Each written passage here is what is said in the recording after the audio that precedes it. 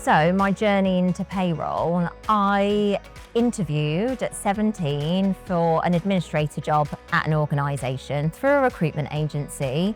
And after my interview, they rang me and said, "You did a great interview, but they'd like to offer you a trainee payroll position." And I had no idea what payroll entailed, but the 17-year-old Sam knew that there was £2,000 higher annual salary to take the trainee payroll position job, and therefore I took it. And I was so grateful that I did, but that was how I started my journey into payroll. So after that trainee payroll position, I moved into a payroll admin role, and within that organisation there was no room for me to progress in the team. There was a team leader sat firmly in place and a payroll manager.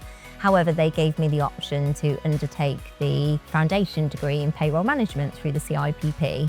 So that's where my journey with the CIPP started.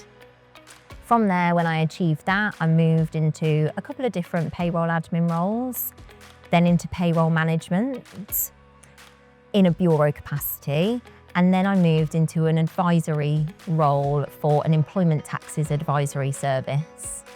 From there, I interviewed for the policy lead role at the CIPP, and now I'm responsible for the policy and research team and the advisory service at the CIPP. So CIPP membership, I've had that since I completed the foundation degree in payroll management. And prior to undertaking that qualification, I didn't know about CIPP. Since then, it supported me through my studies. I could use the magazine and the news online as reference material for all my academic writing. But not only that, I used the advisory service so many times. They're such a great member benefit. And I also always used to look at the payroll resources online. So news online was really informative. Payroll professionals are really, really busy. I don't have time to scan the news, but the news area of the website is a one-stop shop.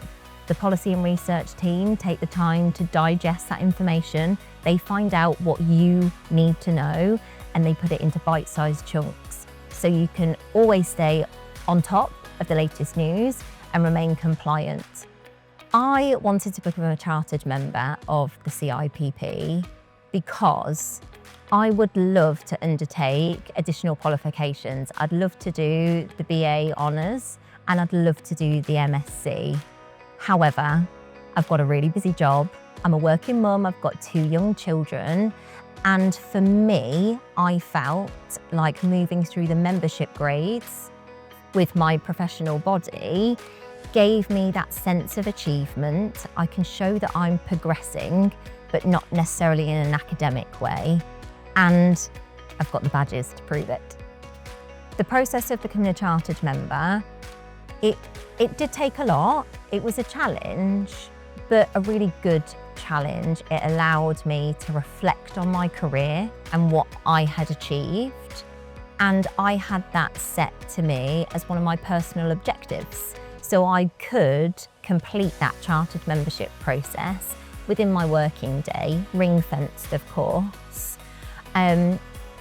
Don't underestimate the time that it will take. I wrote more words for my chartered member application than I did for my work-based project in the foundation degree, but I had a lot to say, and it was a real sense of achievement just completing the process. Like I said, that point of reflection, being able to see what I had achieved. I sometimes feel until you write something down, you don't appreciate how much you've done. So it was good, time consuming, but there's always other chartered members to support you on the way.